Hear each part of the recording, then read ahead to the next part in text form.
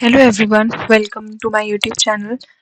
आज हम लोग नेम रिएक्शन और रीअरेंजमेंट का सीरीज कर रहे हैं। कुछ 2-3 बेकमैन रीअरेंजमेंट जैसे हमने पहले हॉफमैन ये सब बता दिए हैं 2-3, तो उसी से कंटिन्यू करते हैं। तो ये हमारा पहला रिएक्शन है एल्डोल रिएक्शन। एल्डोल रिएक्शन सबसे पहले इसके कुछ बेसिक हाइलाइट्स देखते हैं, फिर इसके एग्जांपल्स देखेंगे और फिर देखेंगे कि इसमें क्या-क्या कुछ नया चीज़ें, कोई क्वेश्चंस उसके साथ इसको ख़त्म करेंगे, ठीक है? तो पहले देखते हैं कि ये क्या होता है। ये होता है रिएक्शन बिटवीन टू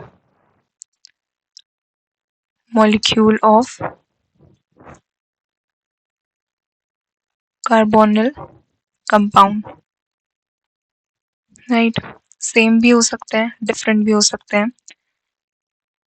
दूसरी चीज़ क्या है कि one should have at least one alpha hydrogen, एक अल्फा हाइड्रोजन प्रेजेंट होना चाहिए। ये इसकी बेसिक नेसेसिटी है, ये इसकी बेसिक नेसेसिटी है। तीसरी चीज क्या है, हम लोग डाइल्यूट बेस का यूज करते हैं, जैसे कि NaOH, KOH, और स्पेसिफिकली कीटोन के लिए, जैसे अगर कीटोन इन्वॉल्व हो रहा है तो उसमें हम लोग ये बेस का यूज करते हैं, ठीक है? तो ये ऐसा कुछ वो ज़रूरी नहीं है, लेकिन जनरली देखा गया है कि ये बेस का यूज़ कीटोन के साथ होता है, ये एल्डिहाइड या फिर कीटोन दोनों के साथ यूज़ होता है। और सबसे इम्पोर्टेंट बात है इसका प्रोडक्ट है, इस रिएक्शन का प्रोडक्ट है बीटा हाइड्रोक्सी कार्बोनिल कंपाउंड, ठीक है? तो ये इसका अगर कोई क्वेश्चन आए कि what is the product of aldol reaction, तो it is beta hydroxyl carbonyl compound. Aldol का मतलब भी क्या होता है? एल्डोल का मतलब होता है कि जिसमें बोथ OH प्रेजेंट हो और कार्बोनिल ग्रुप प्रेजेंट हो। कार्बोनिल ग्रुप मतलब ये या ये, ठीक है? तो एल्डोल का मतलब ही यही होता है, तो उसका प्रोडक्ट ये होता है। प्रोडक्ट इंपॉर्टेंट है, याद रखिएगा कि बीटा हाइड्रोक्सिल कार्बोनिल कंपाउंड इसका प्रोडक्ट होता है, ठीक है? अब आए हम लोग इसकी मैकेनिज्म पे। मैकेनिज्म कुछ खास नहीं है, सिंपल सी मैकेनिज्म है। वो ये है कि ये CH3C double bond O H ये हमारे पास है। अच्छा, इसके दो मॉलिक्यूल्स लेते हैं, CH3C double bond O, base लिया, NaOH लिया, ठीक है? अब बेस क्या करेगा? बेस एसिडिक हाइड्रोजन को एक्सट्रैक्ट करेगा। एसिडिक हाइड्रोजन कौन सा है? ये वाला, ठीक है? फिर क्या करेगा? CH2C double bond O H, इसने एसिडिक हाइड्रोजन को निकाला और यहाँ पे माइनस लग गया। अब क्या करेगा? ये माइनस इसके पास जाएगा और ये ऐसे, ठीक है? क्या बना? CH3CO माइनस H, यहाँ पे CH2 लग गया, CH2C double bond O H, ठीक है? अब क्या होगा? अब होगा CH3COH H CH2CHO, ठीक है? वाटर प्रोटॉन मिल गया इसको, ये बना लिया। यही है हमारा बीटा हाइड्रोक्सिल कार्बोनिल कंपाउंड, जिसमें भी OH भी है हमारे पास और कार्बोनिल ग्रुप भी है हमारे पास। ये एल्डोल प्रोडक्ट है। अब अगर हम लोगों को कंडेंसेशन दिया हुआ है, एल्डोल अगर हमें वाटर निकालना है, वाटर निकाल के रिएक्शन क्या हो जाएगी? वाटर निकालना है तो यहाँ से OH निकाल देंगे और यहाँ से H निकाल देंगे, तो वाटर निकल जाएगा, तो ये हो जाएगा CH3CH डबल बॉन्ड CH, ये हो गया इसका वाटर एलिमिनेट होने के बाद प्रोडक्ट, ठीक है? तो ये हो गया हमारे पास मैकेनिज्म इसकी। कुछ है नहीं है, सिंपल सी चीज़ है, एक बहुत सिंपल सी चीज़ है। अगर हम लोग को एक सिचुएशन दी जाए कि हम लोग को प्रोडक्ट दिया हुआ है, let's suppose C6H5 CH double bond CHCHO, ये दिया हुआ है, ठीक है? अब देखो, हमसे बोला गया कि बताओ इसका इनिशियल प्रोडक्ट क्या रहा होगा। रिवर्स क्वेश्चन पूछा हमसे, रिवर्स क्वेश्चन पूछ जाते हैं कि इसका इनिशियल प्रोडक्ट क्या होगा। रिवर्स क्वेश्चन कहाँ-कहाँ पूछे जाते हैं? ओज़ोन में पूछा जाता है। एक aldol reaction, sorry, carbonyl reactions में पूछा जाता है रिवर्स क्वेश्चंस, तो उसका थोड़ा-सा देख लो। तो इसमें क्या होता है कि हम लोग क्या करते हैं, इसको देखो, सबसे पहले जो कार्बोनल के बगल वाला है इसको अल्फा ले लो, इसको बीटा ले लो, ठीक है। यहाँ से बीच से तोड़ना है, इसको देना है हमको अल्फा वाले को H2 देना है, इसको O देना है, प्रोडक्ट बना देना है C6H5CH, क्या देना है इसको O देना है, ये दे दिया हमने, प्लस इसमें क्या देना है CHO CH, देखो CH था, दो तीन हो गए, तीन, ये इसके इनिशियल प्रोडक्ट्स थे, इनिशियल सॉरी रिएक्टेंट थे, इनसे ये प्रोडक्ट बना। तो रिवर्स क्वेश्चन करोगे तो बीच से तोड़ देना डबल बॉन्ड से, एक साइड अल्फा साइड पे H2 दे देना, इस पे ऑक्सीजन दे देना और ये हमारा रिएक्शन कंप्लीट हो जाएगा, ठीक है। नेक्स्ट है हमारे पास इंटरमोलिकुलर, अगर होगा जैसे हम लोग को इंटरमोलिकुलर लोल का सामना करना पड़ेगा भी, तब वो कैसे करेंगे, इंटर नहीं intra, intra molecular, intramolecular, inter मतलब दो लोग, दो उसके बीच में, इंट्रा मतलब सेल्फ, अंदर ही चीजें कैसे होगी, ठीक है, इंट्रा। तो इंट्रा में क्या होगा कि जैसे हम लोग को बोला है CH3 C double bond O, CH2 CH2 C double bond O, CH3। तो ध्यान रखने वाली बात ये है, ध्यान रखने वाली बात क्या है कि ये रिएक्शन, जैसे अगर हमने इसको दिया 1 2 3 4 5 6, ठीक है, तो देखो 2 पोजीशन पे है और ये 5th पोजीशन पे है, तो 2 5 2 7 2 6 2 7 ऐसे ही में इंट्रामोलिकुलर हो सकता है, 2 4 में नहीं हो सकता, क्योंकि फिर वो रिंग छोटी बन जाएगी तो कोई मतलब नहीं होता। 5 मेंबर्ड रिंग बननी चाहिए, उसी से स्टेबल होता है, तो ये यहाँ से शुरू होता है हमारा। अगर इससे छोटा है तो इंट्रामोलिकुलर पॉसिबल नहीं है। तो अगर ऐसा क्वेश्चन पूछे कि इंट्रामोलिकुलर किसमें पॉसिबल नहीं है, तो इसको देख लो कि 2 5 से शुरू होता है, तो 2 5 से देख के कर लो, ठीक है। अच्छा, इसके आगे करेंगे तो इसके आगे करा हमने तो क्या हुआ, अब क्या किया हम लोगों ने, इसमें बेस ने क्या किया, एसिडिक हाइड्रोजन को खाया, CH3 C double bond O, CH2 CH2 C double bond O, CH2 minus, ठीक है। अब रिंग बनेगी कितने मेंबर्ड की, 1 2 3 4 5, ये इधर अटैक करेगा, 5 मेंबर्ड रिंग बनेगी, बनाओ 5 मेंबर, ये 1 था, 1 में 2 में ये लगा है, फिफ्थ वाले पे O माइनस है, फिफ्थ वाले पे O माइनस है और CH3 है, बीच में कितने हैं, ये हो गया, ठीक है, 1, ये हो गया 2, ये हो गया 3, ये हो गया 4, ये हो गया 5, ठीक है, 5 मेंबर रिंग बन गई। और अब जो है इसको H दे दो, H खिला दो, तो थोड़ा सा ढंग से लिखने के बाद ये हो जाएगा कुछ इस तरह का हमारा प्रोडक्ट, ठीक है, कोई दिक्कत नहीं।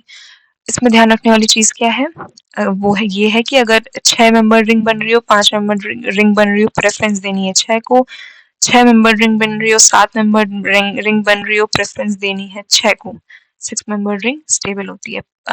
8 बन रही हो, 5 बन रही हो, 5 को देनी है, तो इसमें 5 मेंबर रिंग स्टेबल है, 8 मेंबर रिंग स्टेबल नहीं है, 7 बन रही हो, 5 बन रही हो, देना है 5 को। तो ये चीजें थोड़ा सा ध्यान रखने वाली चीजें हैं, जो छोटी छोटी चीजें हमारा क्वेश्चन गलत करवा देती है, ठीक है। नेक्स्ट कौन सा है हमारे पास, नेक्स्ट है बेंजोइन, नेक्स्ट रिएक्शन है बेंजोइन कंडेंसेशन, ठीक। अच्छा, इसमें अगर आप लोग इतना कर लेते हैं तो इसके बाहर कुछ है नहीं, और अगर क्वेश्चन आता है तो इससे हो जाएगा, ये है 100%, हर बुक से देखा है, हर जगह से देखा है, तो इससे क्वेश्चन हो जाएगा 100%, बस रिवाइज करना है और अपना आगे बढ़ना है, ठीक है। तो अब इसके मेन पॉइंट्स देखते हैं। मेन पॉइंट से पहला पॉइंट है reaction given only by aromatic aldehyde. Note करने की बात केवल इतनी है, केवल एरोमेटिक एल्डिहाइड ही देते हैं बेंजोइन कंडेंसेशन। दूसरा पॉइंट, रिएजेंट क्या है, KCN यूज हो रहा है in the presence of C2H5, ठीक। Reaction occur between two molecules of aldehyde, aromatic aldehyde। Last इसका प्रोडक्ट क्या बनेगा, प्रोडक्ट बनेगा इसका अल्फा हाइड्रोक्सी कीटोन,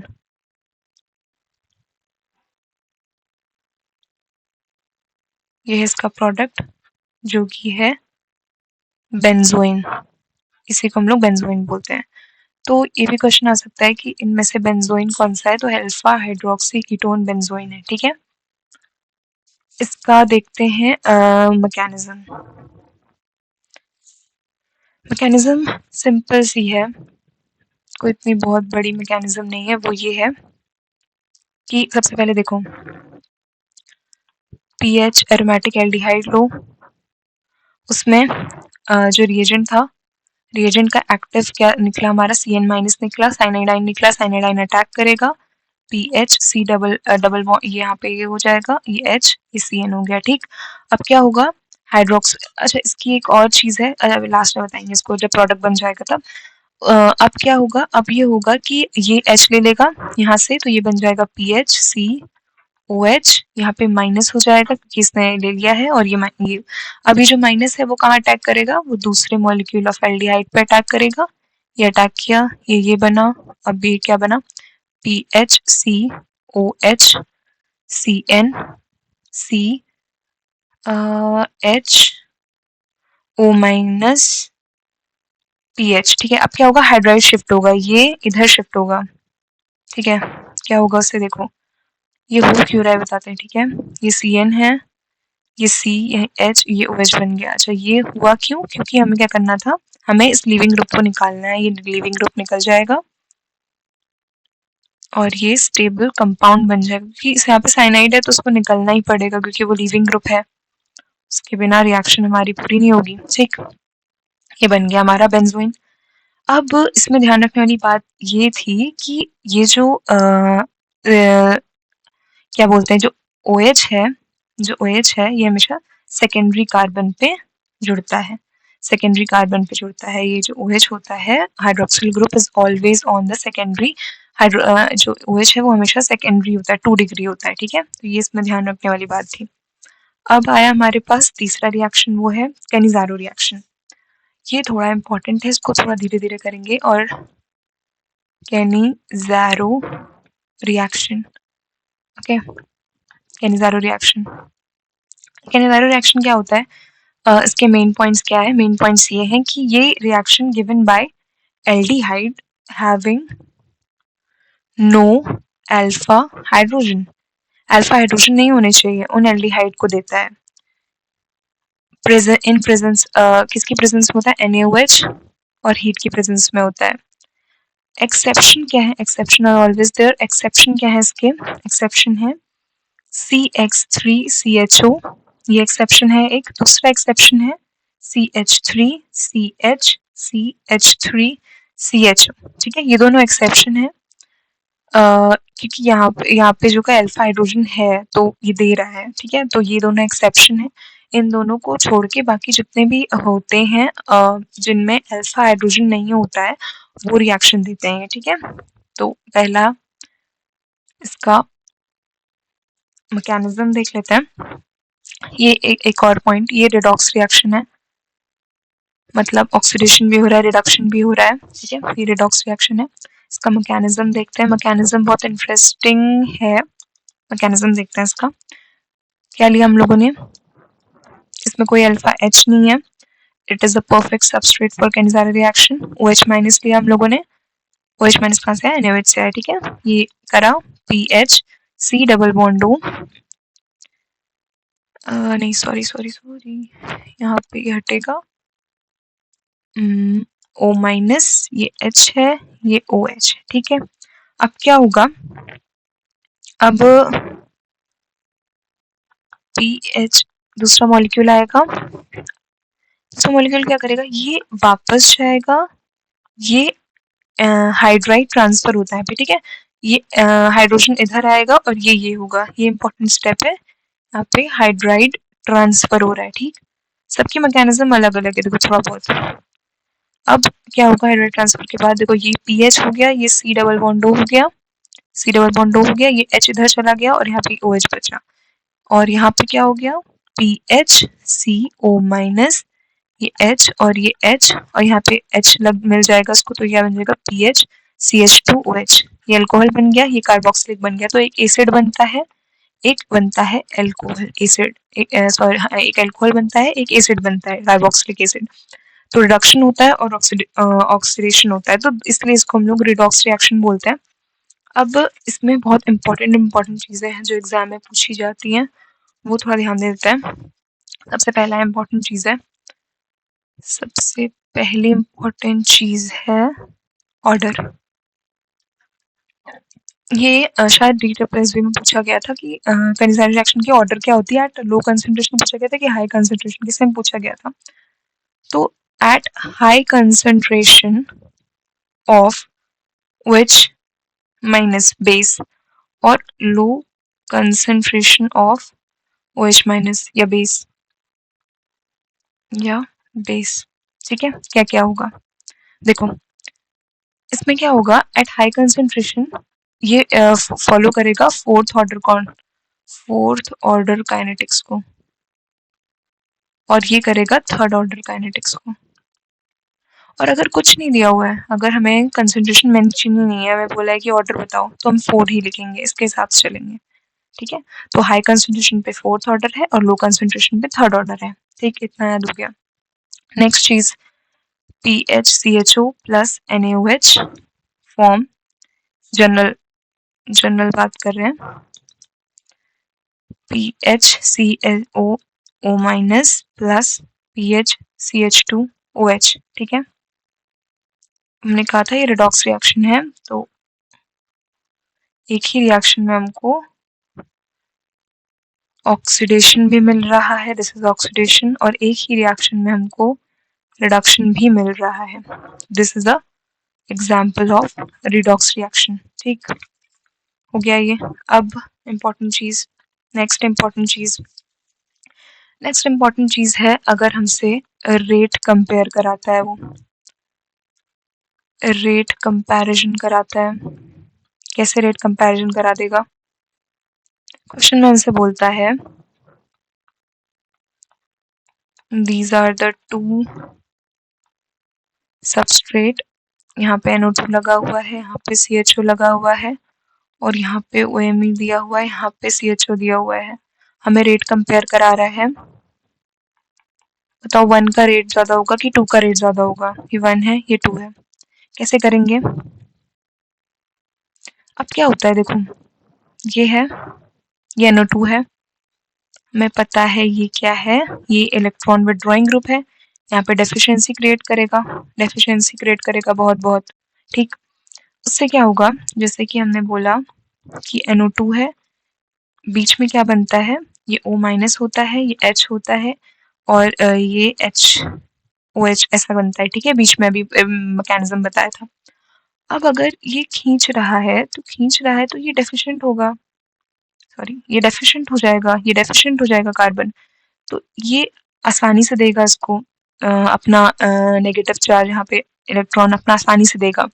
तो क्या होगा कि ये जब ये देगा तो ये हाइड्राइड ट्रांसफर आसान हो जाएगा, ये देगा तो ये जाएगा तो क्या करेगा, ये NO2 ने इस हाइड्राइड ट्रांसफर को इजी बना दिया, इसका मतलब कैनिजारो रिएक्शन फास्ट हो गई।